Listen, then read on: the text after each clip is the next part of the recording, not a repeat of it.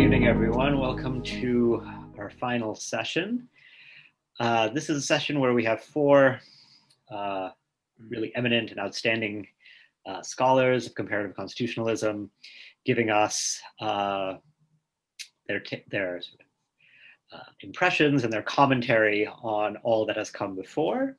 Let me just introduce them briefly in order of speaking. So first is Andrew Harding. Andrew is currently a visiting research professor at the National University of Singapore Faculty of Law. He's a leading scholar in the field of Asian legal studies and comparative constitutional law. He's worked extensively on constitutional law in Southeast Asia, especially Malaysia and Thailand. His most recent book is Constitutionalism and Legal Change in Myanmar, and I think he's actually going to include Myanmar in his remarks today. I also want to add that Andrew is one of the co-founding editors of the Hart series, Constitutional Systems of the World, which for me, and I'm sure many others, has been an invaluable resource to learn about constitutions in context. Next, we have Dr. Sylvia Sutu, who is a lecturer in public law at the University College London Faculty of Laws. She joined UCL in September 2016. She was previously a tutor and ESRC research fellow at the University of Edinburgh. She also currently serves as manager of the UK Constitutional Law Association blog. Sylvia has a book, Eternity Clauses in Democratic Constitutionalism, which I think is soon forthcoming with Oxford University Press, which I'm sure we're all looking forward to reading. Next, we have Yaniv Rosnei, who is an associate professor at the Harry Radziner Law School at the Interdisciplinary Center Herzliya, Israel. Yaniv is the author, among many publications, of the book Unconstitutional Constitutional Amendments, The Limits of Amendment Powers, which was published in 2017 with Oxford University Press and has won many awards. He has a new book out called Constitutional Revolution, co-authored with Professor Gary Jacobson, which was published earlier this year with Yale University Press. And then last but not least, we have Richard Albert, who is the William Stamps Farish Professor in Law at the University of Texas at Austin. Richard is also the author of numerous publications, including the book Constitutional Amendments, Making, Breaking, and Changing Constitutions, which was published by OUP last year. Richard is also the editor of several books and series. Most relevant for our purposes, he's one of the co-editors of the Rutledge series in Comparative Constitutional Change, in which this volume will hopefully be published. I should also add that Richard is one of the co-presidents-elect of ICON-S, the International Society of Public Law, and I don't think I've seen him since that election, so big congratulations to you on that, Richard. And with that, let me hand over to Andrew Harding. Right, thank you very much. I hope I can share screen. Let's see, can you see that?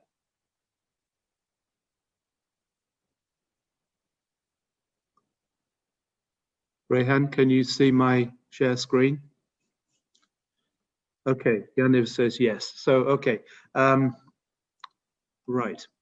Okay, first of all, thank you very much to Sun and to Rehan for the invitation. This is an enormous pleasure, and the papers in this conference have been absolutely terrific, providing us with a particularly rich context for analysis of unconstitutional constitutional amendments across Asia, and I guess also beyond that. And I'm not sure I have a huge role to play here, especially as I'm going to be succeeded by three great experts in constitutional amendments. But my paper is going to be maybe a little bit theoretical, and I don't mean by that to sort of marginalize the excellent work that people have done on the politics of unconstitutional constitutional amendments. But I will come down towards the end to point out that the local political considerations are absolutely crucial and in fact form part of the idea that I want to put to you. Now I realize that you may immediately be puzzled by the title, Is Basic Structure Doctrine a Basic Structure Doctrine? But I will explain what I mean by that apparent tautology in a moment. Basically, what I want to address in this presentation is the issue of migration of the basic structure doctrine. And I want, first of all, to take you all back to, let's say, 1980. I say 1980 because that's the year in which I published my first ever article on law, which was about basic structure doctrine, when I critiqued the case of Pang Chin Hock that H.P. Lee mentioned a little bit earlier. And I seem to remember spending like most of 1980 reading Keshvananda Bharati, 1,006 pages. Yes, I'm one of those who actually read it, and immediately the question that I think everybody was concerned with was, is this a kind of a solipsism, an interesting kind of diverting episode in Indian constitutional law, or was it something much more important and much more fundamental to that? So what were the possibilities in terms of migration of this doctrine and it becoming part of the kind of, canon of constitutional ideas? Well, 40 years on, clearly what has happened is that basic structure doctrine has indeed migrated to other places. But so I want to ask not so much, how far can it migrate, but what are the actual limits on this migration? I mean, what would be considerations that would stop the basic structure doctrine applying or stop it in its tracks for one reason or another?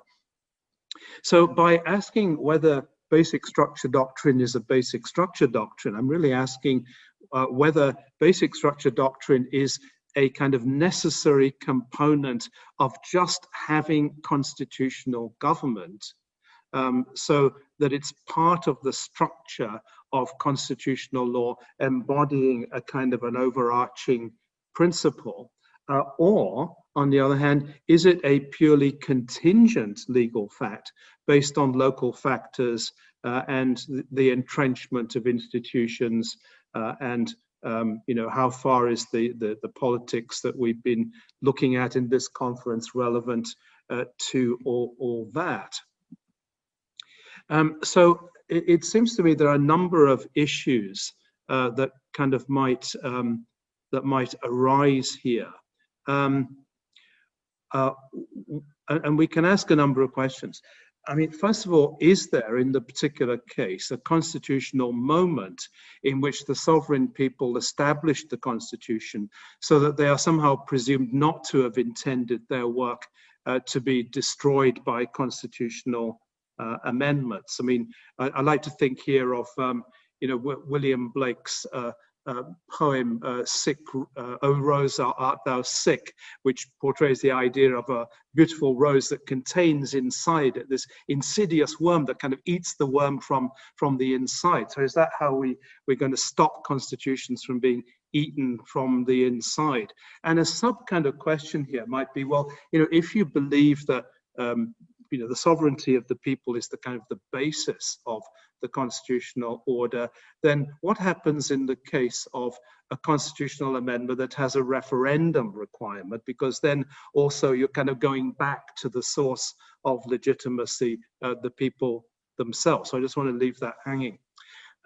Secondly, does the Constitution expressly, as opposed to impliedly, deal with the issue of amendment of the basic structure?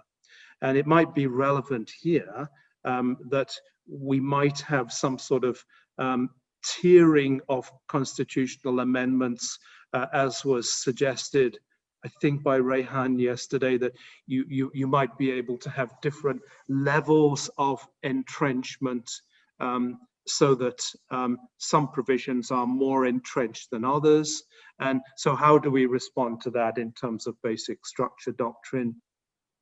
And then I want to go on then to talk about basic structure doctrine in a system where the Constitution is actually not entrenched. And, we've had a very good example of that earlier on from Kem Tong talking about the position in Thailand, where they've had so many constitutions, and it leaves you wondering, what happens to basic structure when even the sort of ordinary substructure seems to sort of shift very rapidly, and doesn't last too long. And further to that, what happens in a system where the constitution is actually uncodified, or as they say, unwritten? How do we deal with basic structure doctrine then? And then finally, and I think this is really an important point, I want to come back to the issue of governmental structures. And I've got some points to make about this, because we need to ask, does basic structure doctrine mean that governmental structures essentially cannot be changed without having a new constitution? So,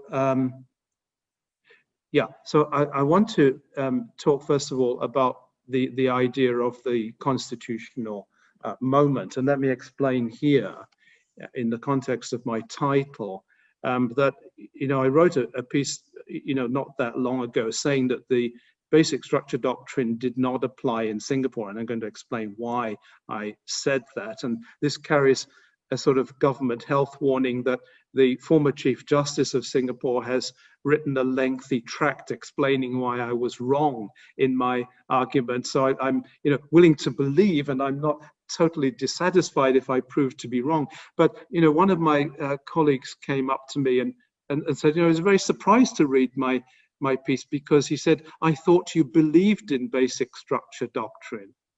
Right, and I said, well, yeah, I mean, sure, I do believe in basic structure doctrine, but only in the sense that I believe in tigers. I mean, I believe they exist, but I don't necessarily see them everywhere I look. So this is what I mean about the difference between the basic structure doctrine as a necessary or as a contingent factor in constitutional law.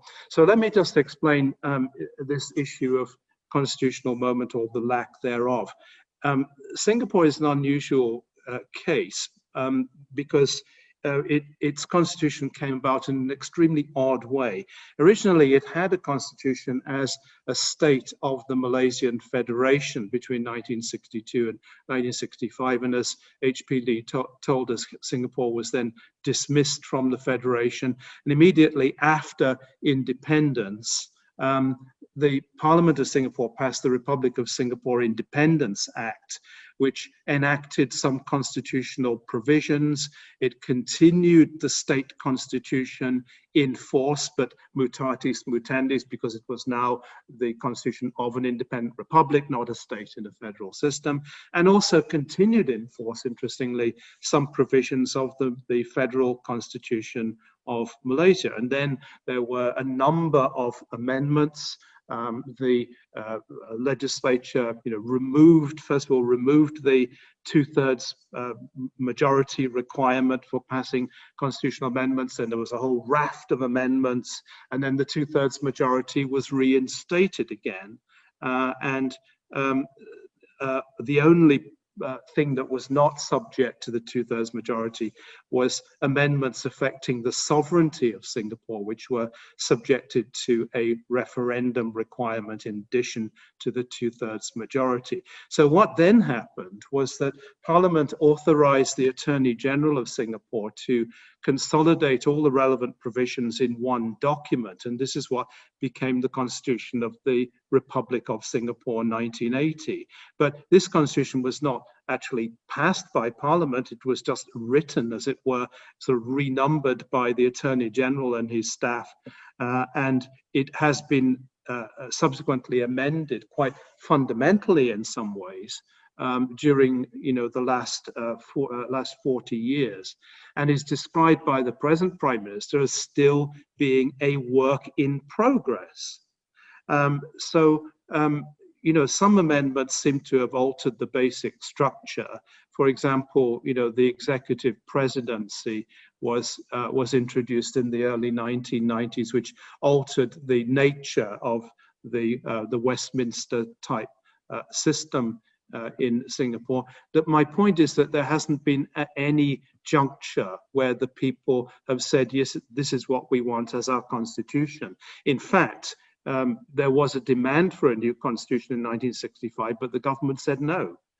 They just set up a constitutional commission and then ignored most of its recommendations. So there's never been this constitutional moment. The former Chief Justice, Mr. Chan Sek-kyong, seems to espy a tiger here, which is, that some sort of extended constitutional moment, which is kind of still going on in the context of Singapore constitutional history. I don't see that tiger. Mr. Chan sees the tiger. Okay, fair enough. Let's move on. Let's talk a little bit then about express provision for basic structure and how to deal with it. And here my example is Myanmar, and I'm happy to introduce this because it's not otherwise discussed in what we've been talking about. You can, of course, have eternity provisions, and some constitutions we've learned, do have those provisions. Myanmar is a little bit different. The 2008 constitution is a highly sort of Praetorian constitution which entrenches the military power and creates a highly rigid structure because of the nature of the constitutional amendment process, which does actually have two tiers. So very important basic provisions require more than a 75% majority in both houses, plus the approval of a majority of registered electors at a referendum. It's a very stringent requirement. Less important provisions only require the 75% majorities, but that's already still quite a hurdle to overcome. And in fact, there have been some amendments that were passed by the legislature using the 75% plus majority, which were not proceeded with because they didn't seem to be sufficiently important to call a referendum about, because a referendum costs a lot of money and it's not a particularly prosperous country. So they're just left hanging as constitutional amendments that were never actually finalized. Now, what I want to suggest is by doing this, the constitution makers have actually succeeded in defining and entrenching the basic structure of the constitution. And therefore, if a case came up, I want to suggest, where basic structure is being argued and people want to strike down a constitutional amendment, I would suggest that the Constitutional Tribunal would not and could not do this, because the Constitution has already told you what happens in the event of a proposal to amend basic provisions of the Constitution. So that's all I think you need to know. But let me just add here that in any case, I mean, seriously, who wants to entrench even further a highly Praetorian constitution as provided in 2008? The problem is that it seems to be too rigid, and people want to facilitate constitutional amendment, not place roadblocks in its way. That's the issue of express provision, which I think in a way displaces the implied basic structure doctrine that we've become used to.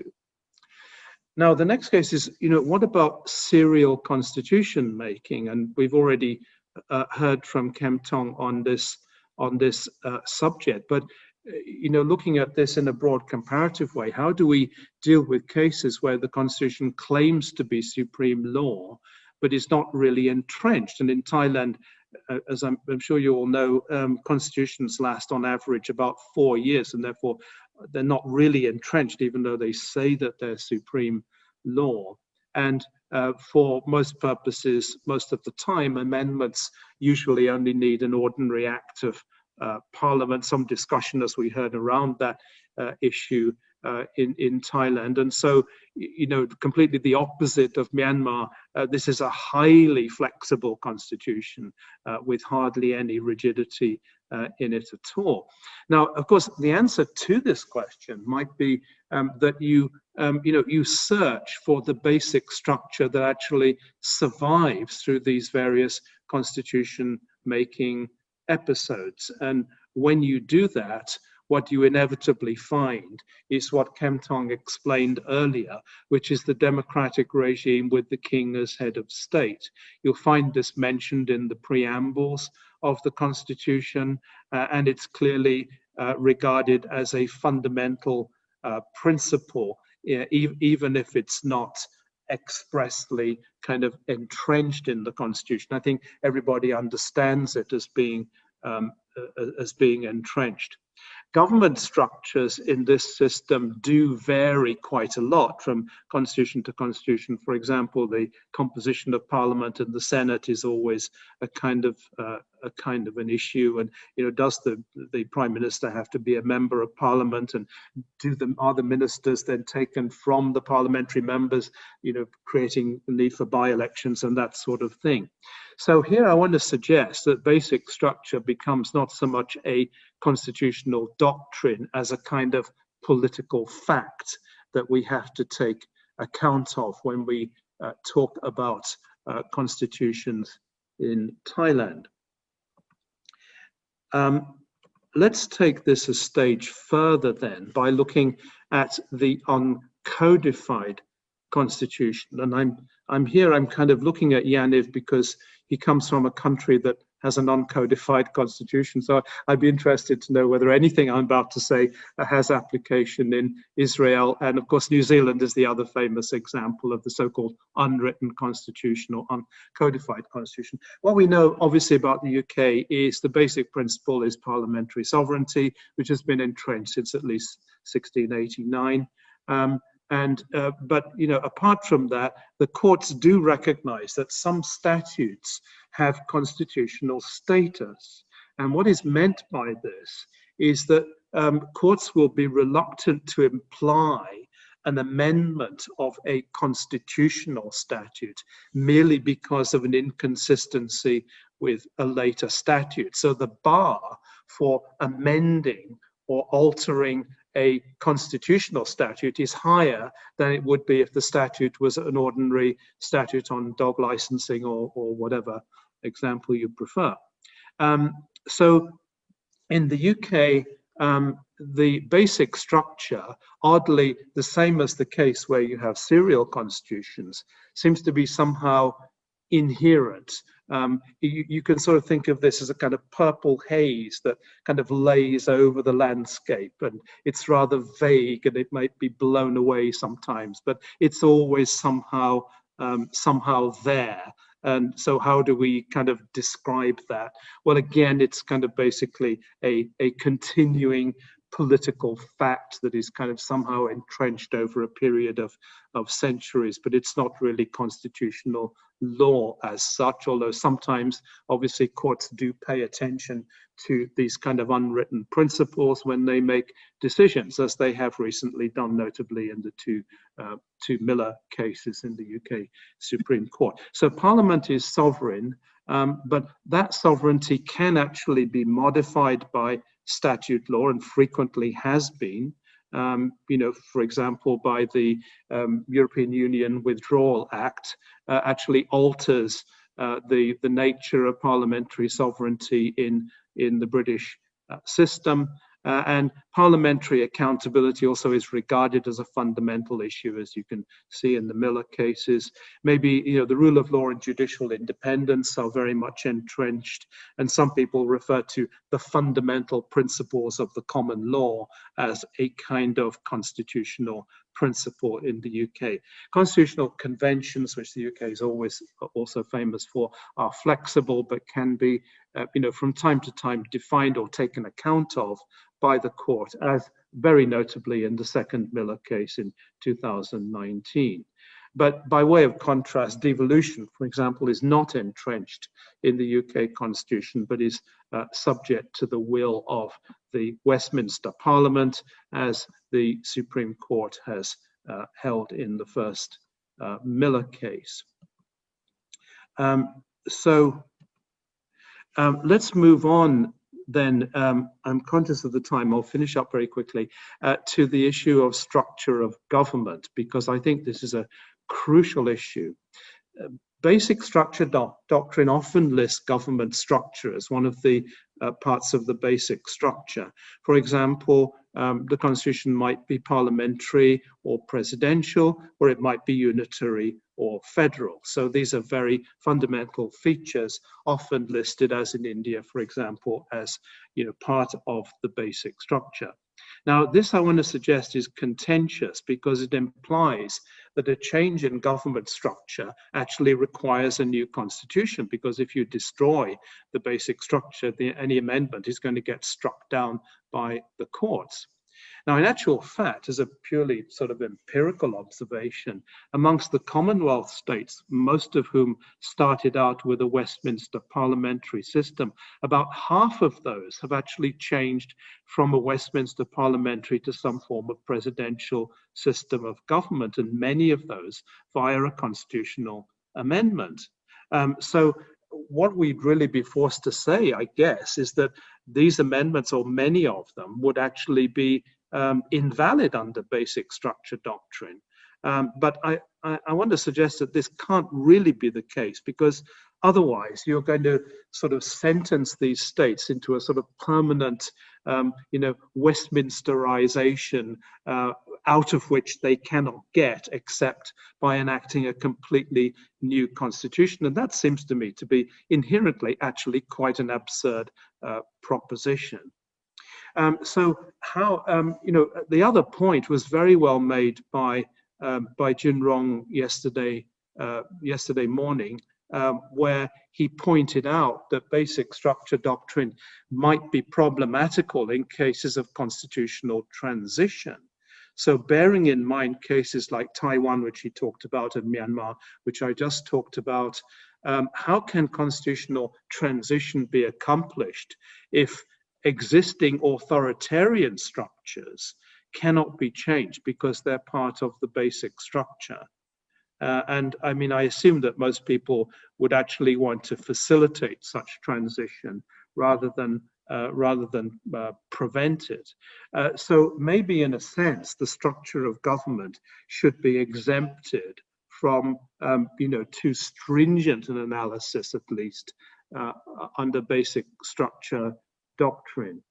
Going back to my example of Singapore, conceivably the amendment giving executive powers to the president might have to be struck down on the assumption of basic structure doctrine, because it does alter the basic structure of government. And I suggest that this is kind of deeply actually problematical.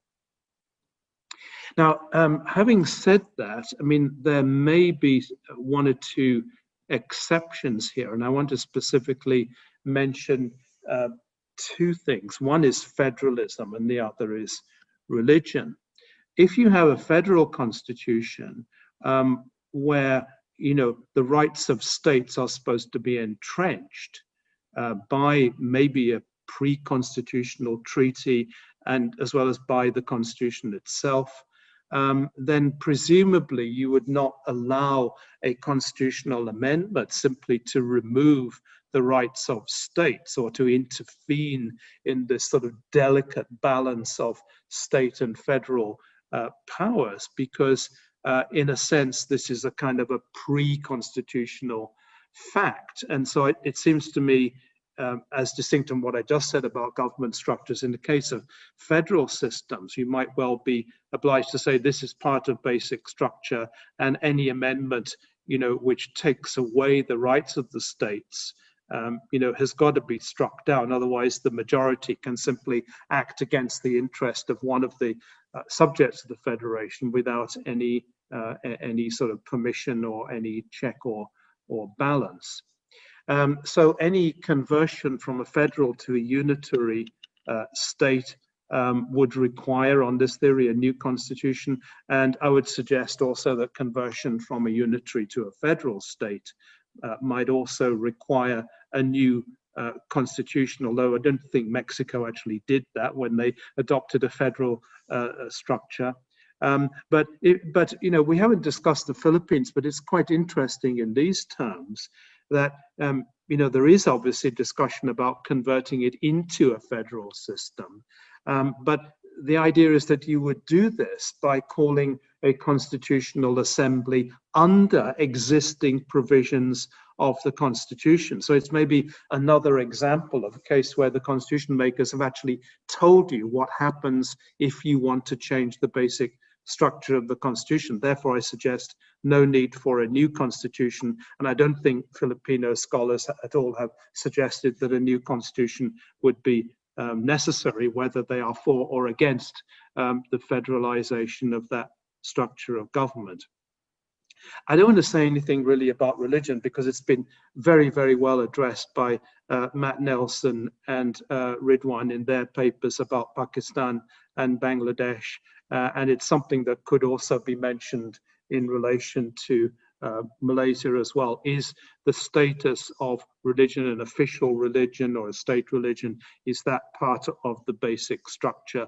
Plausibly, there are good arguments in favor of that. So just to sort of conclude with this, it seems to me that the migration of basic structure doctrine is subject to some inherent limitations. It's not something that you can say is simply fundamental to everything that we mean by a constitution.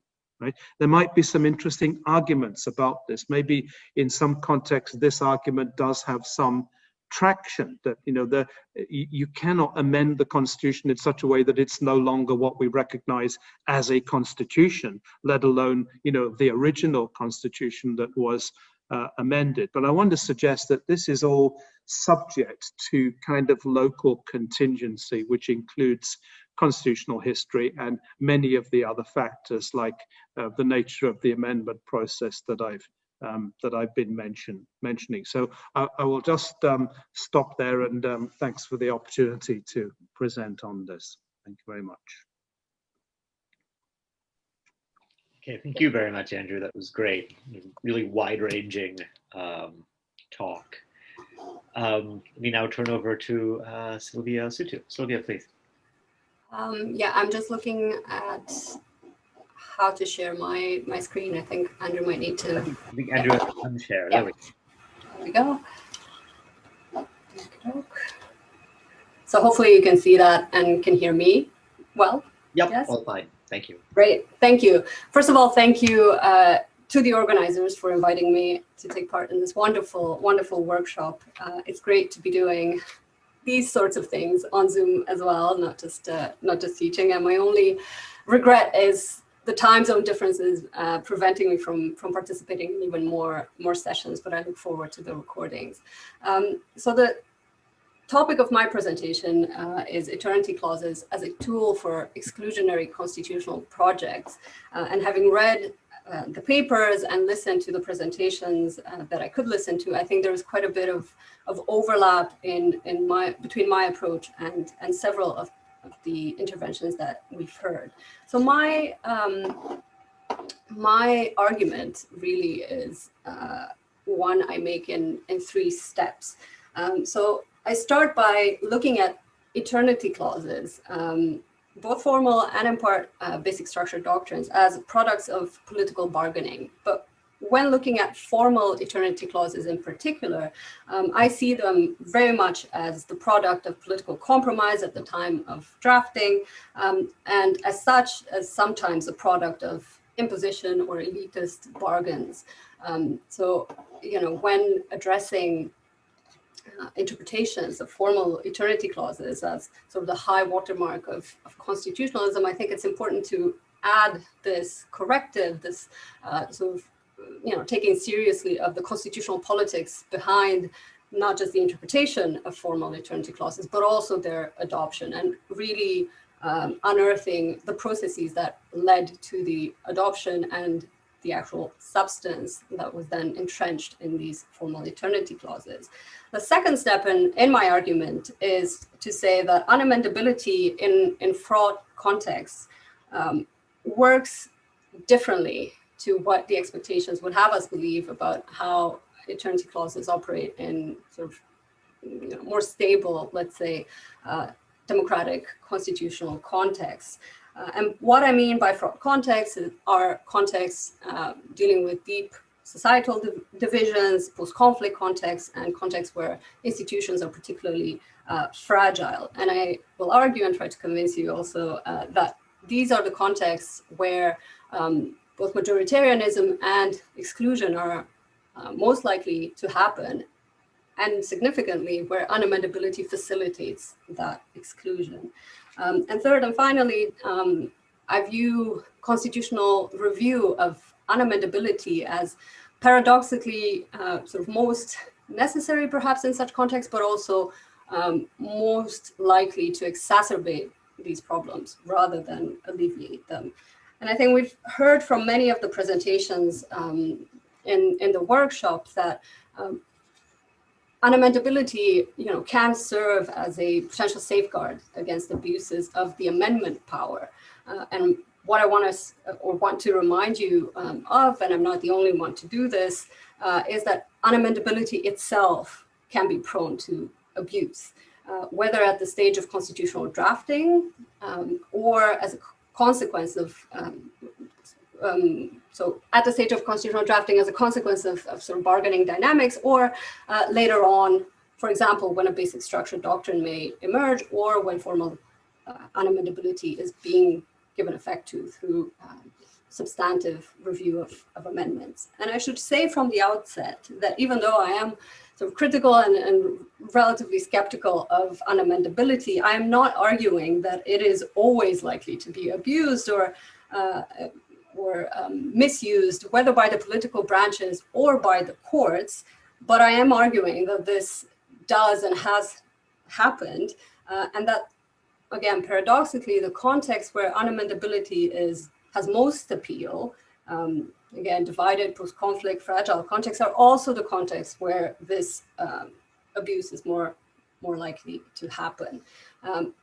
And hopefully you can see that I very much share the ethos of the whole workshop, which seeks to bring in and center constitutional politics. So the constitutional politics of unamendability, I think you really cannot understand and evaluate the sort of pros and cons of unamendability without taking seriously those constitutional politics. And because Rayhan mentioned the monograph, here comes the obligatory plug, but this is part of my wider work on eternity clauses and unamendability, which is forthcoming very early in 2021 with OUP.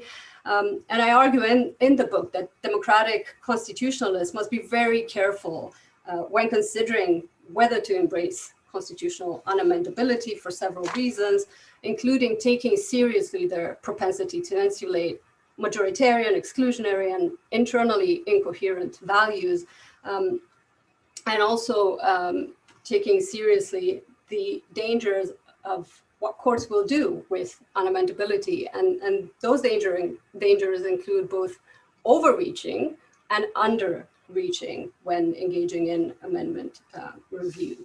So my overall approach to unamendability, if you will, is to view unamendability as a much more sort of ambiguous tool, and not inherently a tool that necessarily will result in the protection of liberal democracy. So with that setup, let me take those different steps one by one and tell you a bit more about each. So eternity clauses as a product of political bargaining, really as part of a wider understanding of constitutions and constitutional settlements as the product of political compromise and negotiation. So I don't think I need to spend too much time trying to convince a workshop on constitutional politics of this point, but I think it is often forgotten in more doctrinal work on unamendability that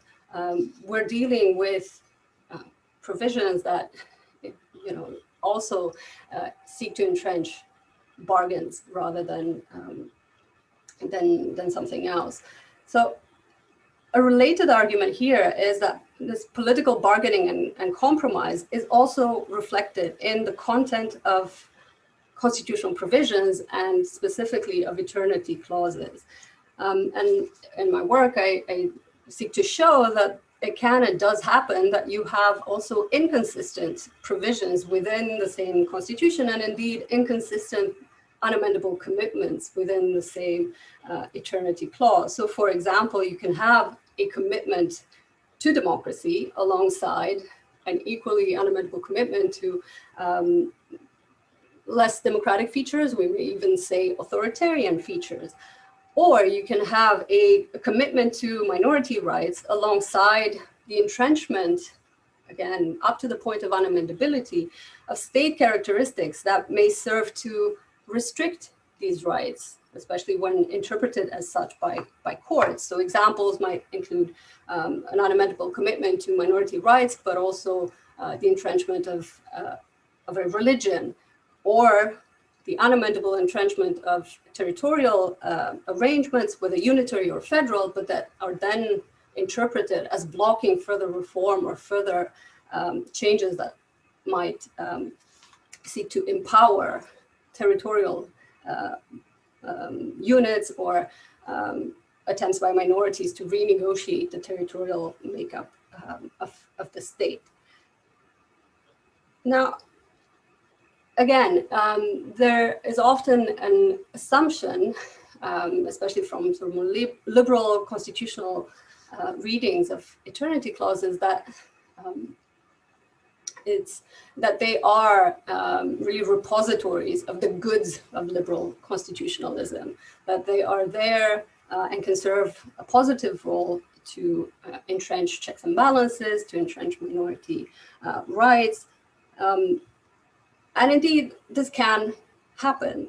But as I keep saying, I think it's important to recognize that it need not always happen, and that in many instances, eternity clauses, as facilitators of the political bargain at the time of drafting, can also entrench bargaining imbalances and even exclusion that existed at the time of drafting. So on the one hand, they can serve a political insurance role. In other words, you need to agree to an unamendable provision sometimes in order to even have agreement on the Constitution as a whole. It's a similar argument to the political insurance theories of judicial review, but obviously applied to a different element of the Constitution. In some of my work, I show how these compromises are reached and may sometimes result in sort of inconsistent provisions, all rendered unamendable because the different parties at the negotiating table, sought to have those commitments eternalized in the constitutional draft. And in some instances, such commitments may even be pre-constitutional, pre-drafting. So you may have pre-agreed constitutional principles or even commitments that are non-negotiable, and that later on find their ways, find their path in the formal eternity clause. So a good example of this, and I'm glad that I managed to hear Kemchong's presentation, is Thailand. So I view Thailand as a good example of how constitutional politics can reveal the problematic nature of otherwise possibly seemingly innocuous eternity clauses. So, the Thai eternity clause seemingly aims to protect democracy, but it also, of course, renders the form of the state and the role of the king as the head of that state unamendable. And it is that commitment which is problematic from the point of view of a democratic constitutionalist.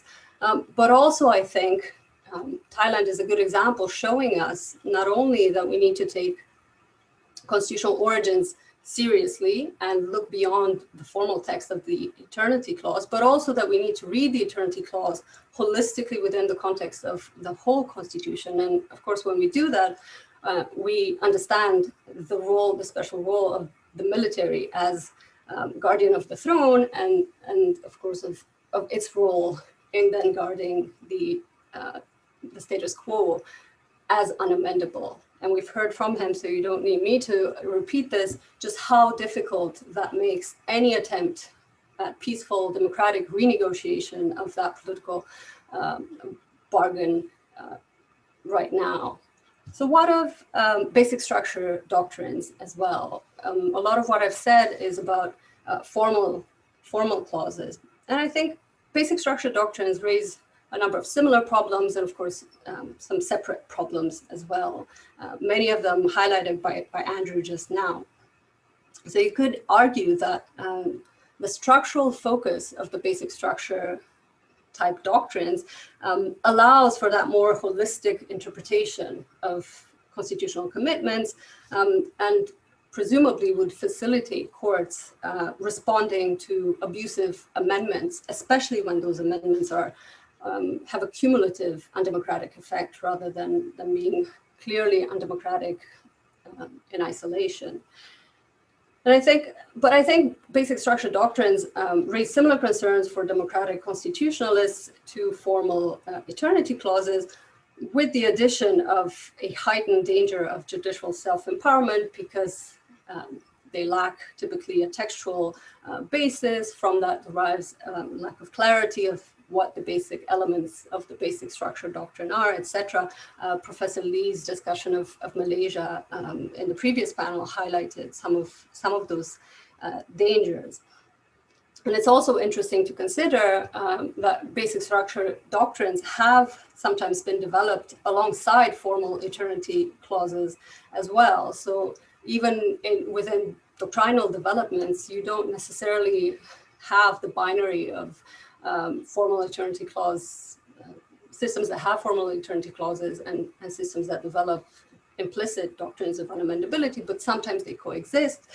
This has happened in Thailand. We have seen it in many other places as well, including in Europe, for example, where the current rise of so-called constitutional identity review has often happened in tandem, where courts have developed this form of review, partially on the basis of a formal eternity clause, but partially also reading in implicit limits to constitutional change. So despite key differences between formal clauses and basic structure doctrines, I think the constitutional review of formal eternity clauses and the development of basic structure doctrines are part of the same story and give rise to similar questions of constitutional politics. And I'll say more about that in just a moment. So what about the second step in my argument? So eternity clauses, yes, the product of political bargaining. How does that play out differently in fraught contexts, in divided, fragile, and post-conflict contexts? So perhaps a few examples to illustrate what I have in mind will help. I think a lot of the times, the assumption when we look at constitution making processes is that they, or even constitutional moments, is that they give rise to a more or less consensual outcome. That it makes sense for us to speak of the adopted constitution as an expression of a single, unified, and at least partially pacified constituent power, singular, or the will of the people, again, singular. And actually, I believe that more often than not, this is not the case, that there is a plurality of actors involved in the constitution-making process, but also that deep divisions and cleavages exist, and that they can and do persist after the constitution-making moment or period. And whose will exactly gets enshrined in the final constitution may not always be obvious, and it may not always be sort of an inclusionary process. So it may be that dominant elites dominate the constitution-making process as well, and therefore also get to enshrine their interpretation of or their desired outcomes in the constitution, including in a formal eternity clause. In the aftermath of conflict, it can happen that the winning side has a disproportionate influence on the Constitution and the Eternity Clause, and as well the growing internationalization of constitution making means that external involvement to greater or lesser degrees is now pretty much the norm in constitution making worldwide, which at worst amounts to something close to external imposition, but at best at least raises questions about how much local ownership actually exists over the final constitutional product, and also how much the substantive commitments within that document reflect the sort of local, national commitments that we tend to view as being captured by unamendability in particular. So that's one assumption about the single unified constituent power whose expression unamendability is meant to protect. Another is an assumption of democratic pluralism and electoral competition, in particular when unamendability seeks to protect democracy and democratic commitments. But I think in many contexts where unamendability does arise, including in Asia, we are not dealing with an equal playing field in electoral terms and with democratic pluralism in terms of the landscape of political parties, for example. We're dealing instead, or have dealt in the past instead, with instances of single party dominance and a single party entrenching its hold on power and on different institutions within the constitutional setup. And that entrenchment and single party dominance gets reflected not just in its ability to, in the party's ability to abuse the amendment procedure, but also in its power to, or in its hold on courts, for example. So the dangers of abuse are not just there for the amendment process, but also for the rest of the constitutional and institutional procedures. And I've already mentioned an assumption of coherence and of the type of values that will be enshrined in unamendable provisions, as opposed to the reality of political bargaining. And to add just another example there, in conflict-affected settings, you see amnesties and immunities, for example, being rendered unamendable. And that is, a quick and excellent illustration of how unamendability can serve these pragmatic and results-oriented purposes rather than a democratic, liberal, constitutionalist purpose. And the example I was going to use here was Nepal and Article 274, its formal eternity clause in the 2015 Constitution, which prohibits amendments contrary to the self-rule of Nepal's sovereignty, territorial integrity, and sovereignty vested in the people. Again, commitments that seem innocuous enough and that on their face would not immediately jump out at us. But of course, the formulation of this clause masks the deep disagreement that existed during constitutional negotiations around the Constitution and since, around federalism in particular. And I should say I've learned quite a lot over the years from the work of Mara Malagodi on this, and her paper for the workshop highlighted the dynamics within the First Constituent Assembly and the intervention of the Supreme Court in Nepal. But her wider scholarship is illuminating insofar as it explains the role or the emergence of a form of constitutional nationalism in Nepal, wherein an ethno-cultural notion of the nation was enshrined in the constitutional settlement in order to exclude rather than accommodate demands for recognition of previously excluded groups. And these dynamics, and this is the argument here, were there during constitutional negotiations, and they persist in spite of the eternity clause, which sought to sort of put a lid on them. And even conflict persists even surrounding the eternity clause itself, with some groups viewing it, for example, as prohibiting the revision of provincial boundaries, others viewing continued opposition to Nepal's federal nature as unconstitutional, including now, for instance, a conflict around the use of the official name of the state within government papers, whether it should be Nepal or Federal Democratic Republic of Nepal. So at every stage, the conflict that the Constitution had claimed to resolve, including via unamendability, seems to persist and not to have been pacified, but possibly to have been exacerbated by the unamendable clause. And my final comments here on constitutional review, again, the way I look at this, or the story I want to tell, is the contrast between expectations about what courts will do, that they will be stepping in exceptionally, exercising self-restraint, so in a limited number of cases, as guardians of liberal constitutionalism and as an independent institution, contrast that with the reality. We've heard about that, for example, in the case of Thailand in the previous panel.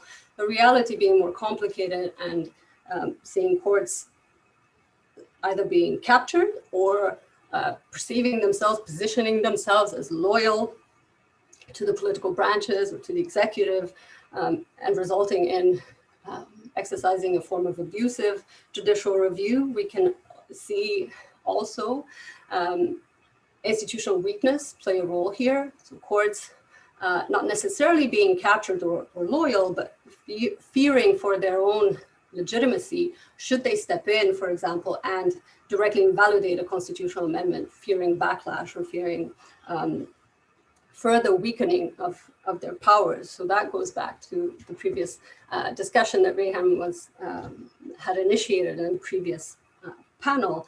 So sometimes, an element to add to that discussion is that sometimes for institutional weakness reasons, courts will stop short of fully striking down amendments and may read them down or read them creatively, let's say. And the final example I was going to highlight to you is also the flip side of institutional weakness when it comes to courts and constitutional review of amendments, which is, very strong courts relying on basic structure doctrines in the examples of India and Bangladesh that I list here to turf protect and to protect, in the name of judicial independence, for example, a particular institutional setup of judicial appointments. So we have the 2016 cases from India and from Bangladesh, where in the name of unamendable judicial independence, both Supreme Courts stepped in to invalidate constitutional amendment in the name of preserving judicial supremacy as an element of judicial independence. So maybe we can raise the question there, in addition to the questions that Andrew raised just now about whether changes to government structures should be part of basic structure doctrines, to ask whether and what are the limits for courts defending the institutional setup of the judiciary itself, of judicial appointments, and also, for example, of powers of constitutional review.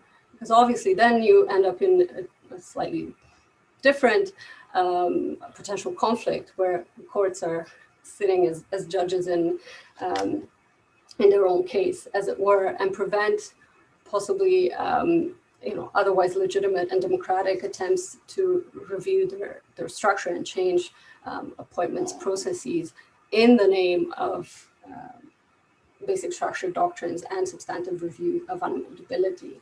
So I'll conclude there and again reiterate that my intervention is not meant to argue that constitutional review of unamendability will unavoidably lead to bad outcomes, but that we need to assess the likelihood that it does happen in the context of the political and institutional setup within which both courts and parliaments and executive operate. So mine is more of a call for caution against unreflectively and uncritically endorsing unamendability as a tool that reinforces democratic constitutionalism, especially at this time when we know democratic constitutions are under attack.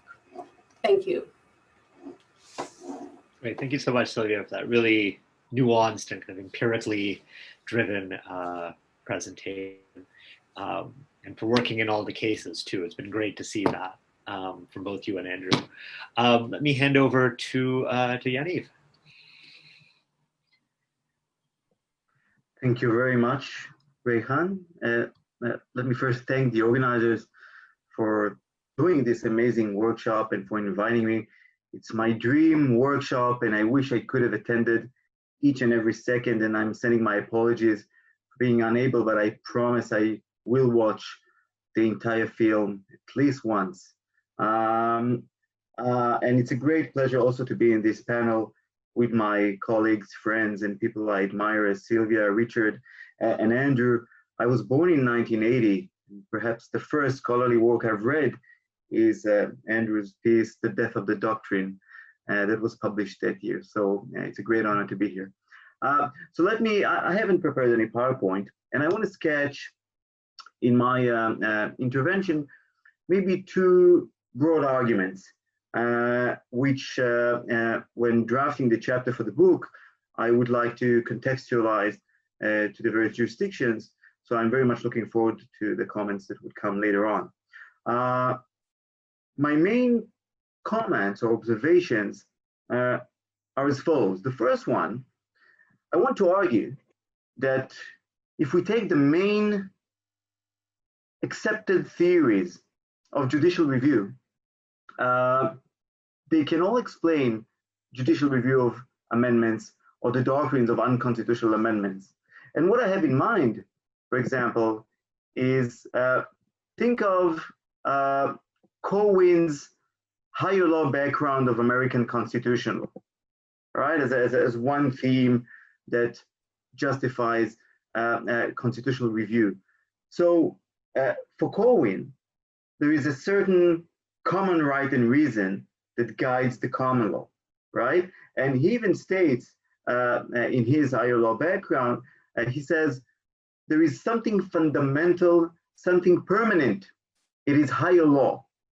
And I think that obviously many of the contributions to this workshop can identify with this claim. So in China, Mitchell tells us there is this notion of guoti, right? Of state form, a basic structure, a basic constitutional structure, a polity structure that is theoretically unchangeable, something that is maybe pre-legal social realities. Or think of India's basic structure or Pakistani salient features. The main idea is that there are certain inherent values or characteristics that are so important to the polity or what the polity means that is unchangeable. Or maybe certain philosophical ideas that are so important to the direction of the state that are unchangeable. And this may be akin to Carl Schmitt's absolute substantive constitution, or if you would be interested in Constantine Mortati's material constitution. So according to Mortati, the formal constitution can change, but as long as the substantial form of the state has been respected. So we have this all the time, this tension between the formal constitution and the material constitution, right? That there is something very inherent substantially, materialistically. So that's the first theory that we can think about for structuring this unconstitutional constitutional amendments doctrine. Let's take the second theory. The second theory of let's say, John Art Eli's democratic enhancing theory of judicial review. One of the greatest debates in the US is whether to pronounce his name as Eli or Ely, but I would say Eli just because I think it's better. So for Eli, we need judicial review, or we need the court to intervene when there is a failure in the political process, right? So we need to have the courts in order to help us preserve and protect the political process, not more than that. Now, if we take some of the examples that we have in Asia, consider, for example, Taiwan's interpretation 499, right? The extension of the term of the legislators. So this is a clear case of a political failure. There's a failure in the political process. The politicians, the representatives, are exhibiting what we call in the literature agency problem. This is a clear agency problem. The agents are doing something for their own benefits, which is against the greater public interest, etc. So here the court intervenes and stops this and corrects this. But this is not because of Corwin's higher law. It is not that democratic process is a higher law behind Taiwanese constitutional order, but it is because there is a failure in the political process and someone needs to fix it. So the court then interferes and tries to correct it. Or in Thailand, as Kemptown shows us, the Constitutional Court warns that despite the principle of rule of the majority, democracy forbids the majority from abusing its superior status to harass the minority, right? And so the court is trying to protect against tyranny of the majority, which then calls for judicial intervention. This is Eli's theory. When the majority then abuses its powers, then the court should intervene. So I think, again, we have an established theory that may explain some of the things we see. Let's proceed to Ginsburg's theory of insurance policy. Obviously, or quite clearly, when we talk about constitutional politics, unamendability, whether explicit, specifically when explicit, but also when implicit, is a type of insurance policy. When the monarch wants to protect its position, let's say in Nepal or in Thailand, through the constitution and through unamendability, this is an insurance policy, just in case I would lose my political power or something that is unforeseen would happen in the future. I have this mechanism, this constitutional mechanism that would be enforced by the courts and would protect my status, powers, etc. It's an insurance policy. And the fourth theory that I think is obviously relevant is Hirschel's preservation of hegemony, or hegemonic preservation, Ron Hirschel's theory. Again, I think some of the cases that we've seen can quite easily be explained by Hirschel's theory. The hegemony that is afraid of losing maybe political power or economic power or other is using the constitutional order or using the court, perhaps through basic structure doctrine or implied limitations, to preserve its hegemony. So Sylvia just mentioned the two cases from Bangladesh and India of the judges protecting their own powers by relying on judicial independence as an unamendable basic features and thereby protecting the way judges are appointed or removed. This could be regarded, I think, as an attempt by a certain elite group, the judges, who want to preserve their own autonomy and powers against attempts by politicians or the public to change their powers or to limit their powers. Or think of the judicial protection of the authoritarian legacy in the 2007 Constitution of Thailand. Right, so the group that controls this goes again to what Sylvia said. The group that is somehow involved in the constitution making tries to find ways to preserve its hegemony in the future, and this unamendability and its judicial enforcement is just one such attempt. So this is the first part of my intervention, and maybe the first observation that I want to make in the chapter, to take these existing theories of judicial review to show how they work concerning the various cases. But I want to make a second claim, and again, I try to stay away from high theory and discussions about primary constituted power and secondary constituted power, because I thought that we're focusing here on the politics of unconstitutional amendments. And my second claim is as follows. Why in Asia? Why is it in these places, such as India and Pakistan and Bangladesh, that these discussions of implied limits arose? Why there was a need for that? Why was it in Thailand that the court made these references to India and maybe Italy and Germany. And the reason why I'm fascinated by these questions is actually because of my my Israeli background. Now, fear not, I'm still in the theme of Asia because Israel is geographically in Asia. But the relevance of this question is because it is super relevant to nowadays discussions in Israel. Just last week, the High Court of Justice heard challenges to amendments to basic law, the government. I will not talk about the background because it's not very important. There were some dramatic amendments to basic law, the government, in order to form this new unified coalition, basically changing the system of government to one with two prime ministers, one in the beginning and then a second one in the end, and each prime minister is responsible to his own ministers, etc. A dramatic governmental change done through an amendment to the basic law, which has a constitutional status for narrow political interests. Now, during the debates, it was broadcast live, the debates from the High Court of Justice, and during the debates, comparative law issues started to rise up.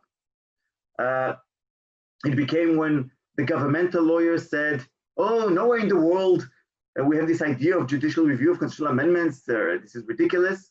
And then one of the judges said, oh, no, this is not correct.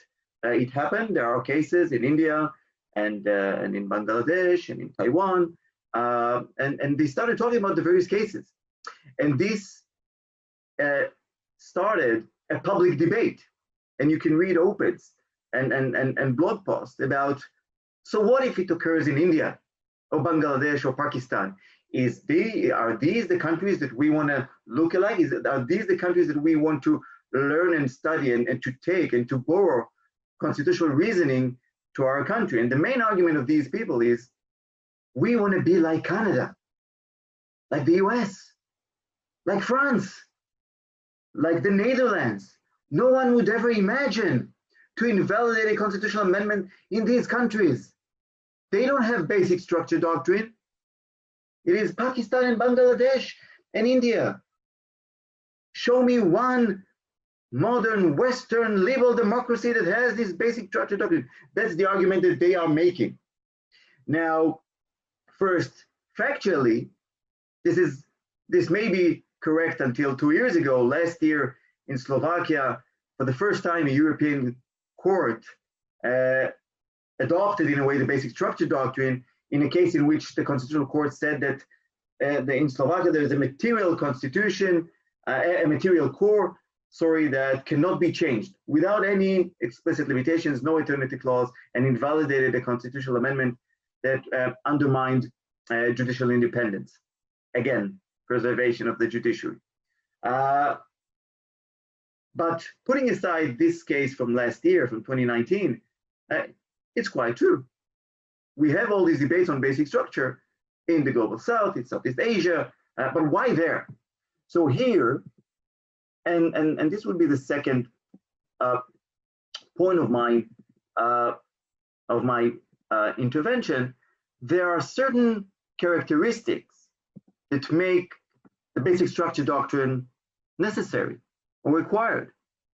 And I was thinking of four main characteristics. The first one is maybe the most obvious: flexibility or rigidity of the amendment process. Of course, the more rigid or the more difficult the amendment process is, the less there is a need for adoption of implied limits. That is obvious. And of course, when you have explicit limits, also, you don't need that much implicit limits. So you can take out already about 40% of old constitutions that have explicit unamendability.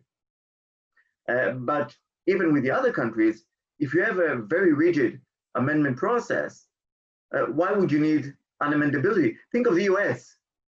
To amend the US Constitution is almost impossible. So imagine an amendment that managed to pass the 2/3 and then the 3/4 of the state eventually being enacted. Can anyone even imagine the court intervening? It would be unthinkable or inconceivable, as they say in one of my favorite movies, right? No one would even imagine that this could happen. So the design itself of amendment may provide various mechanisms of checks and balances of the amendment power. And this goes obviously vice versa.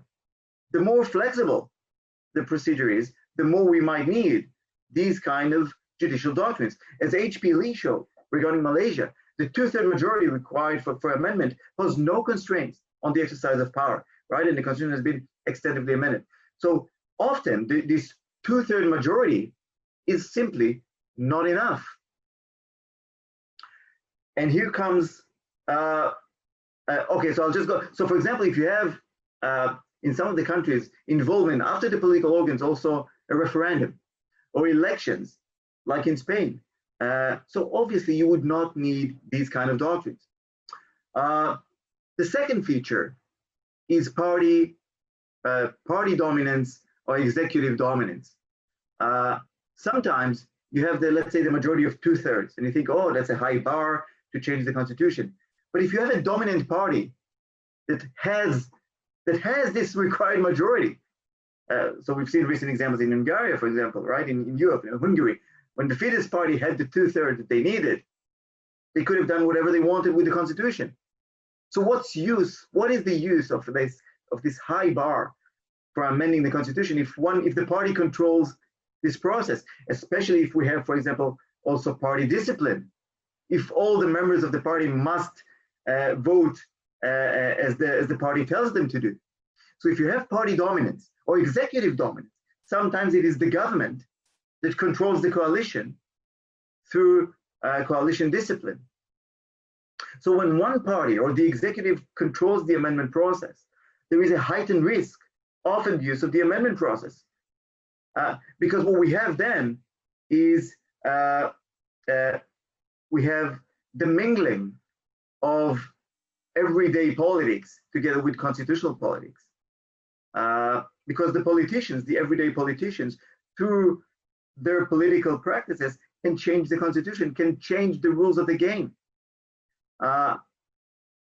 So multiple parties or weak executive are potentially checked, so there is less need for judicial involvement.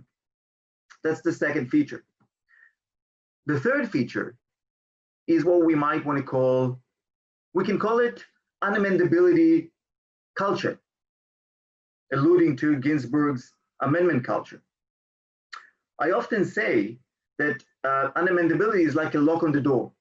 You don't need it if all the political actors and if all the people surrounding you are playing by the rules of the game. If no one would ever attempt to break into my apartment, I don't need to lock the door. And the same goes for unamendability. When the existing culture is that of it's not done, there are certain things that are simply not done. Okay, and no one would attempt to undermine the basic rules of the game, then unamendability is less required. I think Richard has called it constructive unamendability in one of his papers. When it is unthinkable by the political actors to do certain things, we don't need to have it explicitly in the Constitution, or even implicitly by the court, because it simply won't happen. So just as Tom Ginsburg said, a constitution, if you look at the formal amendment procedure, it might seem as a flexible constitution, but if you take into consideration the governmental attitude, okay, the culture that we don't want to tamper with the constitution too much, then actually this is a rigid constitution. So likewise, if you have an unamendability culture, you don't need these types of developments.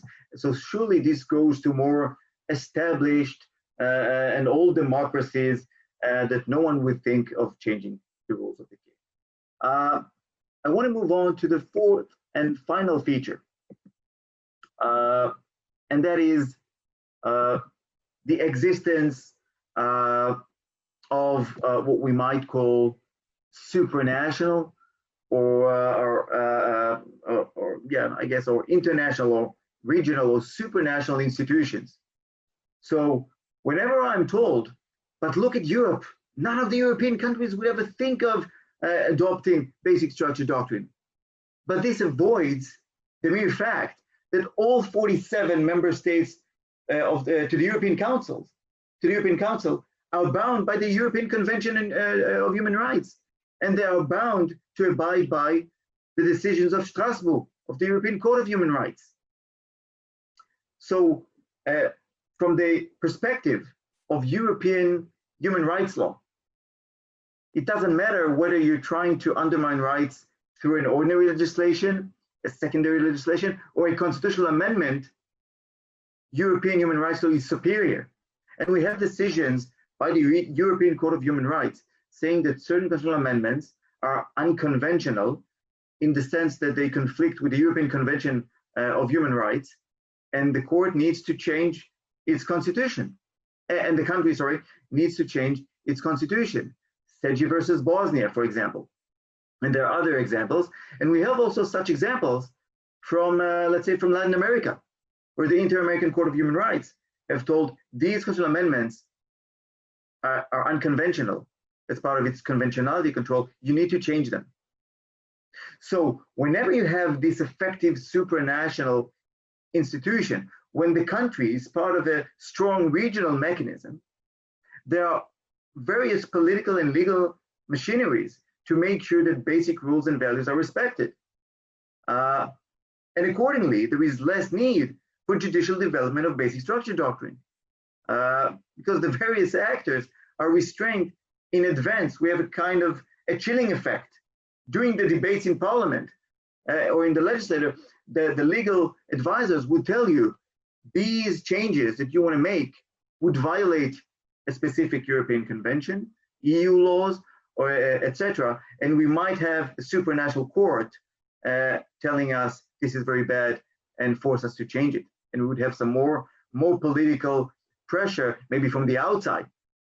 Now, without such supranational observations and scrutiny, the need for a domestic supervision is strengthened. So I want to wrap up and conclude. If we take these four features into consideration, it seems, at least to me, clear why Asia is the place. We don't have strong supranational institutions.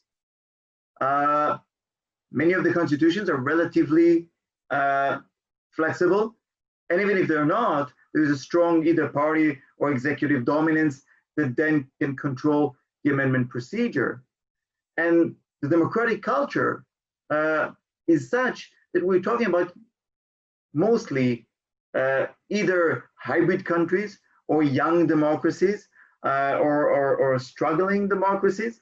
So I'm not sure that the culture is not such that it's not done. Certain things are not done. And in this environment, basic structure doctrine, with all its difficulties, I'm not talking here about, of course, the difficulties, is required, maybe necessary, simply to add this layer of checks and balances that we often need against governmental power. I'll end here, although I have many things to say to Andrew and Sylvia. Thank you very much for listening.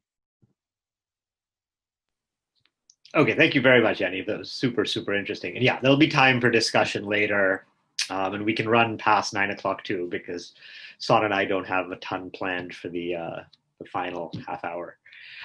Anyway, let me turn over to our final speaker, Richard. Hello, everyone. I'm going to speak a bit low. It's about 6 a.m. here. And if it's okay, I'm going to use a PowerPoint presentation. And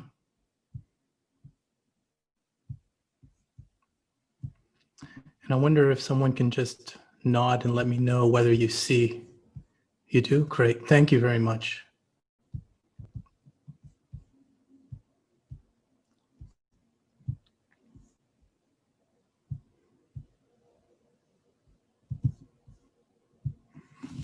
Still good, Rehan? You see one slide?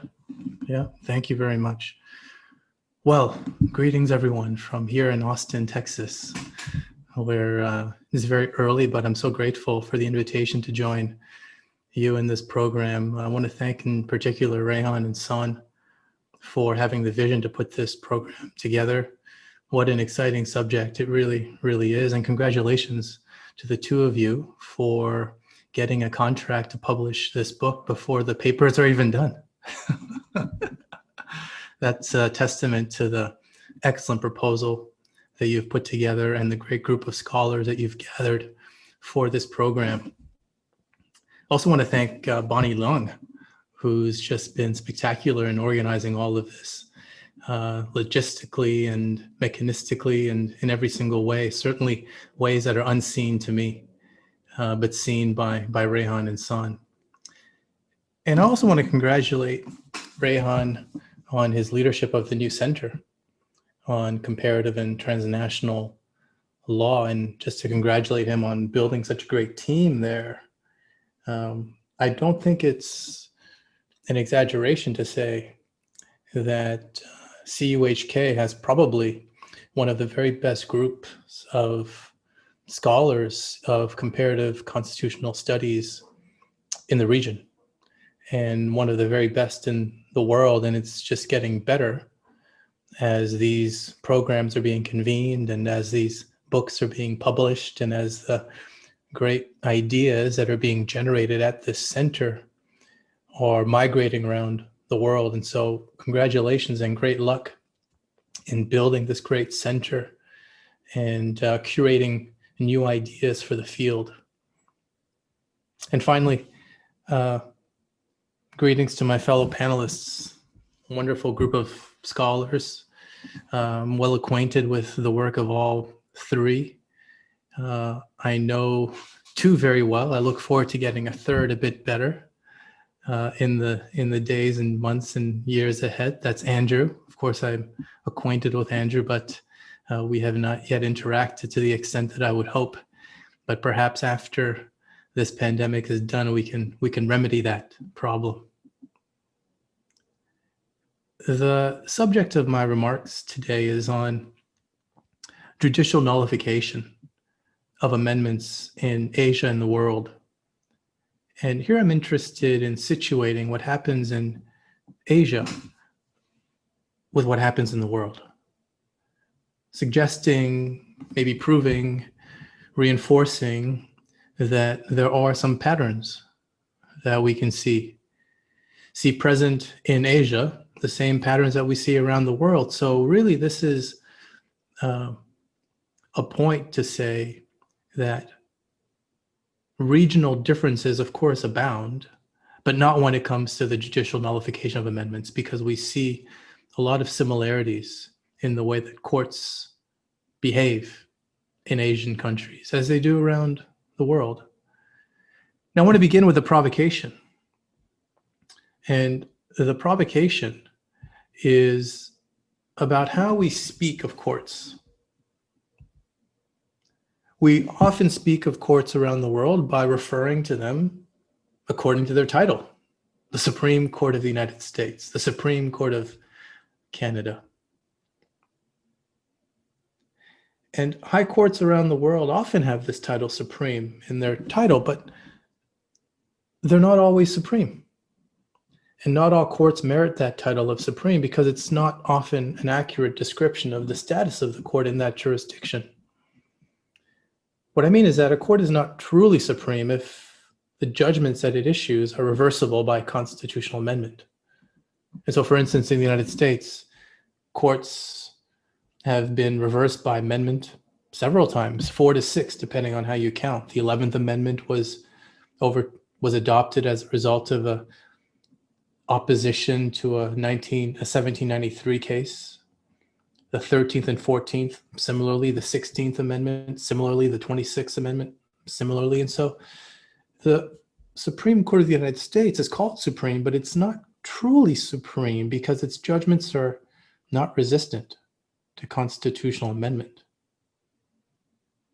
And so the search for me is for courts that truly are supreme, where there's an alignment between what they're called and how they perform their task and how political actors respond to that performance. And I want to speak specifically about the power of judicial nullification in Asia. And we'll ask whether courts there are truly supreme. I think some courts are supreme. I think some courts are building the power of supremacy. And just by way of definition, the nullification power is a power to overturn an amendment. And I want to stress that in the remarks that I'll be making, I don't intend to critique the power of nullification, but simply rather to explicate the power in a global context. And we can certainly talk about whether it's a good idea or not for a court to exercise that power. And I'll begin by saying a word or two about the global migration of this power. And then I'll say something about the theoretical foundations of the nullification power, because constitutional theory can support either view. Either that the power of nullification is undemocratic and that the power is in fact democratic to its core. Then I'll bring in Asia more directly into our conversation by outlining 6 applications that show how courts in Asia do and can use this immense power in relation to how countries around the world have exercised the same power. And then I'll conclude with a word on the next frontier. The next frontier for the power to nullify the actions of those who are engaged in the making and changing of constitutions. And here the question will be, what about the power of nullification as applied to a new constitution? Okay. The most famous, of course, articulation of the power of judicial nullification comes from India. We've read about this, we've heard about this in this program. I should say, by the way, that I haven't been able to attend all of the sessions, although I did attend the beginning yesterday when it was 9 p.m. my time here, or 7 p.m. my time here. I watched for a number of hours. We know that the Indian Supreme Court has held what it has held, which is that you can use the amendment power as long as you're not doing violence to the basic structure of the Constitution. And it's a feature of the basic structure doctrine when it is uncodified that it's unclear what falls within it. And so today we know that the concept of the basic structure doctrine includes a certain of items, but that's only because the Supreme Court's individual justices have told us that it's their view that the doctrine includes certain things like the supremacy of the Constitution or the Republican and democratic forms of government, the secular character of the state, the separation of powers and federalism, for example.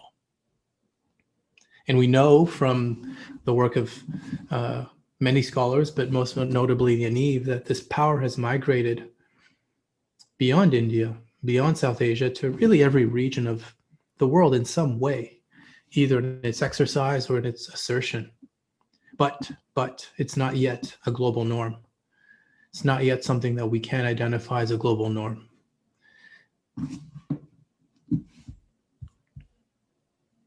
There are 2 major categories of cases that I want to flag before diving deep into the applications. And the first category is cases that arise in the context of codified unamendability. Of course, perhaps the most famous articulation is apparent in the German Basic Law, which, among other unamendable rules, says that human dignity shall be inviolable. This is, of course, made unamendable in Article 73. And when the Constitution identifies these non-negotiable, unamendable values, that entails someone, perhaps not always, perhaps having the power to protect those values, to police violations of those commitments. Sometimes it's easy to determine what is unamendable in the face of a codified rule of unamendability, like in Turkey, where the flag is unamendable. So you know that if someone proposes to amend the flag, it's clear. It's clear that it's a violation of that rule. But sometimes it's not clear, even despite the codified nature of the unamendable rule, as here in Germany. What does human dignity require? It's an aspiration, not always easy to define the boundaries of what can be invalidated under that non-negotiable rule. The second category is, of course, the converse, where the Constitution does not codify any unamendable rules at all, yet the court still exercises this power to nullify the constitutional amendment. This is my photo, by the way, that I took of the court. Some of these photos are my own photos. I missed my calling as a photographer. I wish I had been one. Didn't have quite the eye for photography, although this is a great photo, I have to say. So for example, in Colombia, the court has created this substitution of the Constitution doctrine that prevents political actors from amending the Constitution in a way that violates the core components, the essential characteristics of the Constitution. And so this doctrine, which is analogous to the basic structure doctrine, authorizes the Congress only to amend the Constitution, not to replace it. Someone who is known to many in this group, former Justice Carlos Bernal, has explained that the core of the doctrine is that, quote, the power to amend the Constitution comprises the power to introduce changes to any article of the constitutional text on the condition that these changes can neither imply a derogation of the Constitution nor its replacement by a different one. And so the court is stressing here that the amendment power is limited, even though the country's codified constitutional text imposes no explicit limitations on amendment. Let me turn very briefly, before I jump into the Asian waters that we've been invited to discuss and learn about, which has been really fantastic. I've had a chance to look at the papers. I'll be referring to some of them in the time to come. The foundations of the judicial nullification power. I think quite interestingly, we can find foundational theoretical arguments in support and opposition of the power. There are foundational claims in support of the power and foundational claims in opposition to the power. And my objective here, as you'll recall, is not to argue for or against the power. Not yet.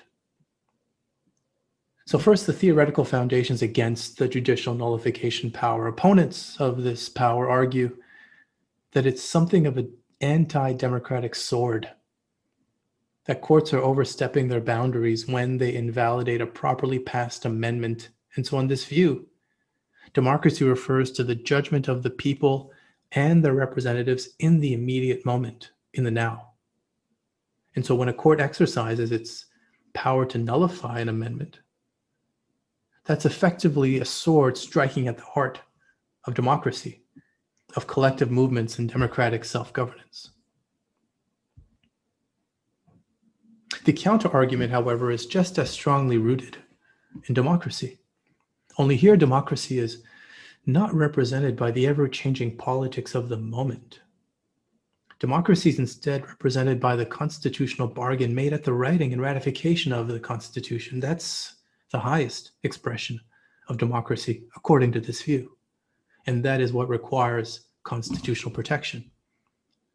And so according to this theory, when a court exercises the power to nullify an amendment, the court is standing up for the original Constitution and its democratic foundations by protecting the Constitution and its foundations from attacks that would undermine the founding constitutional values. And so here, the nullification power is not an anti-democratic sword. It's a shield for democracy. So far, I've been speaking only in general terms. I'd like to now dive a bit more deeply into some detail and illustrate 6 categories of uses of this nullification power, applications and illustrations of this power, each one rooted in a different approach to the question whether an amendment can be unconstitutional and therefore declared null and void, therefore nullified by a court. And I want to focus on examples from Asia, in fact, in comparison with the rest of the world, some parts of the rest of the world. And here I'll be drawing from some of the papers, Rehan and San, that you've pulled together.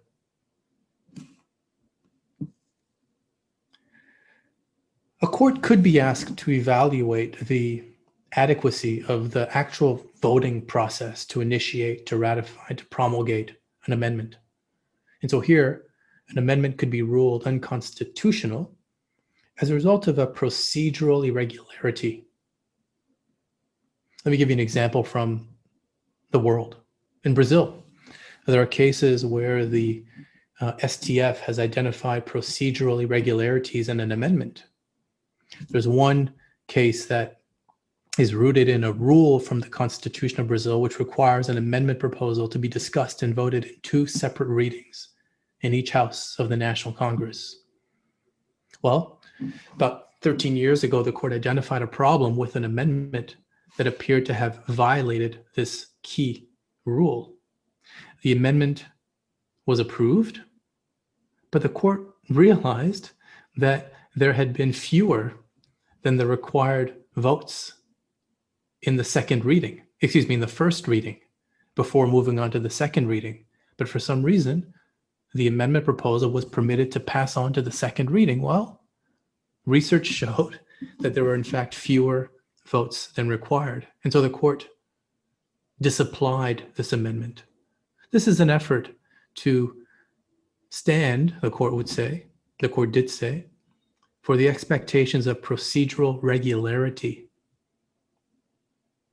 the norms that we expect political actors to follow when those rules are written down. And here the political actors simply violated those rules, procedural irregularity. We have a case from this. In the paper from about Taiwan, we hear about and read about the 1999 amendment.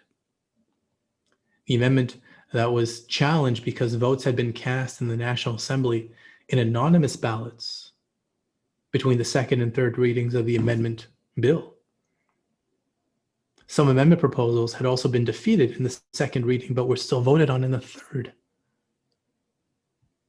And so in Taiwan, we have the court exercising its power to nullify the amendment on these procedural grounds, marking that these voting irregularities, the court says, quote, contradict the fundamental nature of governing norms and order that form the very basis and existence of the Constitution and are prohibited by the norms of constitutional democracy. So this is one example from Taiwan. The second category of cases in which we can see a court invalidate an amendment is where there's a subject rule mismatch. If an amendment is made using the wrong procedure. As you know, some constitutions establish multiple procedures of constitutional amendment, with each procedure applying to a different part of the Constitution. One example from outside of Asia comes from South Africa, where there the Constitution codifies 3 different amendment procedures, each having a different level of difficulty, and each usable only with respect to specific parts of the Constitution. And so there's Part A, that's amendable using Amendment Rule A, is Amendment Rule 1. Part B, amendable using Amendment Rule 2. Part C, amendable using Amendment Rule 3. And so you can imagine here the possibility of a political actor or actors trying to use an easier amendment threshold to make an amendment that requires the use of the higher amendment threshold. And a court could therefore nullify an amendment if it is passed using the wrong procedure. The court has done just this in Ecuador. The case that I think is quite relevant in the Asian context is the Constitution of Myanmar, about which Andrew Harding was just speaking. This is in fact the example that I had pulled from my own readings. There's an escalating structure of amendment in Myanmar, where, as Andrew mentioned, some provisions require a certain threshold, 75% majorities in both houses, plus approval in a referendum. And then another set of rules require 75% majorities alone to be amended. And so you can imagine that not only could political actors seek to misuse one of these procedures, but I think more likely there might be disagreement about which procedure must be used to amend what part of the Constitution. And so you might say that there you need an arbiter. You need someone to say this is the right procedure, not that one. And the court could play that role. Third, out of 6, some constitutions impose limitations on the timing for amending the Constitution. And here we can identify several types of temporal limitations on constitutional amendment. Let me give you one example from Costa Rica. There, the Constitution requires a special commission to give advice on a proposed amendment within no more than 20 working days. That's the upper limit for the commission to deliberate on the matter. And after that, the proposal proceeds through its other steps. You can call that a deliberation ceiling. No more than 20 days, ceiling. Someone has something to do with regard to an amendment. Here it's a special commission that has to give advice within no more than 20 days, ceiling. In South Korea, we see an example of a deliberation floor, minimum amount of time, because the Constitution of South Korea establishes a minimum period for deliberating on a proposed amendment. And so in order to formally amend the South Korean Constitution, the president must make an amendment proposal public for at least 20 days, minimum period of time. There are also other examples around the world, different kinds of temporal limitations. For example, in Bhutan, the Constitution can't be amended in a state of emergency. In Estonia, you cannot reintroduce a defeated amendment within a certain period of time. In Cape Verde, can't amend the Constitution within a certain number of years after it's coming into force. These are all variations on the theme of time.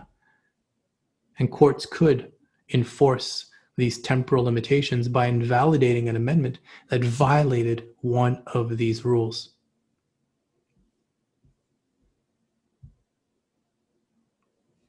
The fourth example is where there's a breach of an unamendable rule. One of the great examples that I like is from the Czech Republic, where there the unamendable rule says that any changes in the essential requirements for a democratic state governed by the rule of law are impermissible. This is really a rule that says democracy is unamendable. The essential characteristics of democracy, unamendable.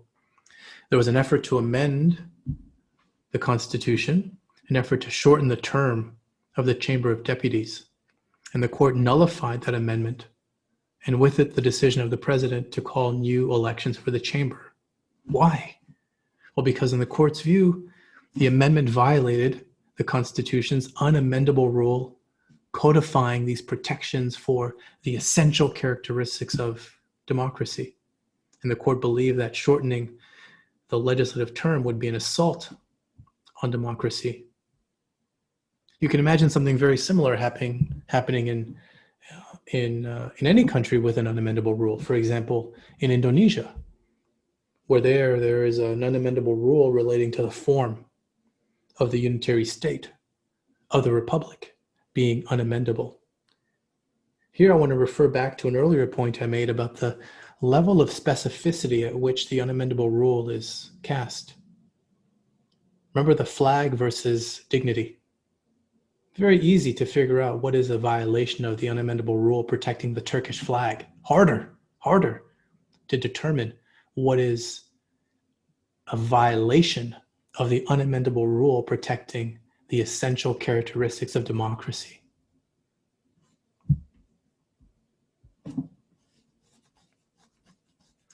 Fifth out of 6, sometimes the fundamental norm may not appear anywhere in the text of the Constitution. That norm can be unwritten.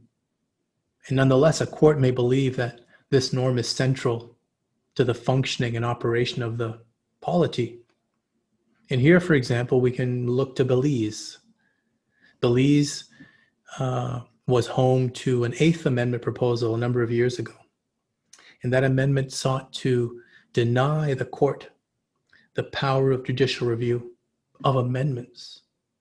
And the court intervened and said, well, no, you cannot pass this amendment because this violates the Constitution's core commitment to the separation of powers and judicial independence. Now, of course, there's no such unamendable rule in the Constitution of Belize, but the court found it to exist. Not unlike the Indian case, of course. And so you see the point here is that we have the basic structure doctrine that was articulated in India having migrated to Belize. Very, very similar fact situation in Belize, though the politics were different. The last category, sixth category of illustrations, applications of the power of judicial nullification is where there's a supranational restriction. So imagine a country is a member of some international organization, and that organization has a charter of rules or practices. Well, there may also be an adjudicatory body that's responsible for enforcing those rules, enforcing those practices, and in the case of a signatory country amending its constitution in violation of that charter, the adjudicatory body could find that an amendment is in conflict and therefore incompatible. I don't need to say much more about this because Yaniv mentioned something about this in his own remarks a moment ago, but there have been examples of this around the world, most notably in Nicaragua and Togo. Be curious to know if we see examples of this in Asia. I didn't see this in the papers, but I'd be very curious to know if anyone has any thoughts on this. Okay, so far, and I'm going to close very briefly, Rehan and Son, because I think I've been speaking for about 22 minutes. So far, we've been discussing the nullification power for constitutional amendments. But I guess I want to leave you with a thought about whether the nullification power of amendments is similar to, the same as, different from the nullification power used in the next frontier, which is for a constitution. What about the use of the nullification power in the context of a new constitution, the replacement of an old constitution with a new one? Can we make the same kind of a claim? The same kind of a claim that we made in the context of the amendment power, where if you believe that the judicial nullification power is a useful strategy, an important strategy to defend democracy, where you believe that the nullification power for amendments is not only democratic, not only legitimate, but also necessary, do we make the same arguments in the context of a new constitution? Imagine a new constitutional assembly is convened to write a new constitution. Further, imagine that what it does is write a brand new constitution. Now, what if the proposed constitution is inconsistent with the current values of the constitution to be replaced? Perhaps that's an easy case. Well, no, it's an old constitution. We're making a brand new decision to start afresh. But the old constitution has no application. Perhaps. But what if, second example, what if you have a new constitution being proposed that violates certain norms that people perceive to be rooted in the very nature of constitutionalism, whatever those may be? Those are contestable. Is there a role there for a court to say that the actual constitution itself is unconstitutional? Now, there are examples around the world where courts have sort of discussed this question. The closest I've seen it come, I think we have two examples from the readings. And one is from the paper, was it Mara's paper, I believe. And then the second paper is Ridwan's paper on Bangladesh, where we see the original constitutional provision attacked as unconstitutional, and the court identifying the basic structure doctrine that it created in 1989, identifying certain requirements in that basic structure doctrine. as inferior to the original constitutional commitment, and saying that we cannot find an incompatibility between an original constitutional rule and a basic structure doctrine. I believe this is what happened in Bangladesh. I'm still reading about this, and I can certainly take some learning on this from Ridwan, whose paper discusses, I think, a few examples. I'm also collaborating with Ridwan on another paper along with Yaniv, in which Ridwan has pointed to 2 or 3 examples of this debate in Bangladesh, one involving the original constitution's reservation of seats for women in parliament, and a technical challenge that arose in 1991 about whether that original constitutional reservation was unconstitutional. There was a subsequent challenge in 2004, and Ridwan's paper is actually quite interesting because it goes into some detail about this and also identifies 2 other challenges that have come before the court. One with regard to an anti-defection clause in the Constitution, and the other, if I'm remembering correctly, about parliamentary removal. And so this is a debate that we see in Bangladesh. Can a constitution, the original constitution, be unconstitutional, either in terms of a specific rule or in terms of the entire constitution? Ridwan calls this original constitutional vulnerability, the idea that an original constitutional rule is vulnerable in the face of the court's interpretation of the basic structure doctrine that could be deployed to say this original rule is invalid. Quite interesting. Very, very interesting.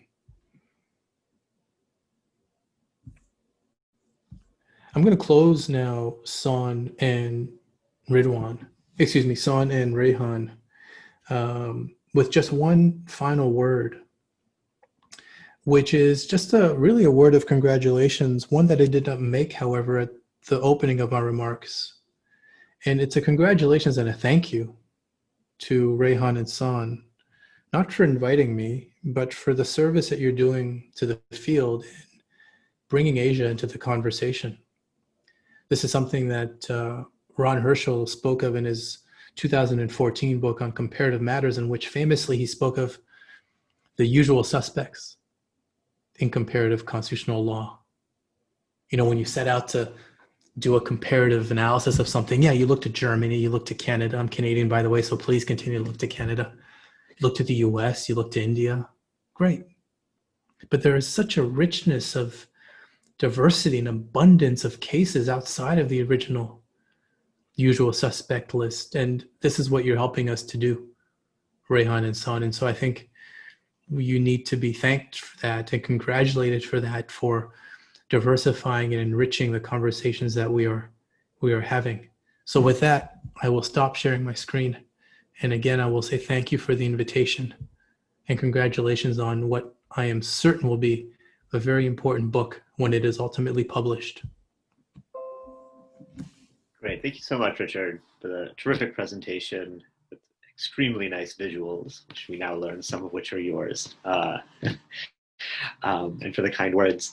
Wanted to say one of the things that Son and I originally worried about was having 4 commentators might be too many, and that the guys might overlap, and what are we going to do? And I'm so pleased to see that fear was completely wrong. Each of you said something different, interesting, provocative. I'm not usually carried away by sort of so many different schemas on different things, but I actually found each of you very convincing in that. So thank you all very much for that, and for also bringing a kind of more global perspective, both in terms of cases outside of Asia, and other cases that we didn't consider within Asia, like Singapore and South Korea and Myanmar. So thank you all very, very much.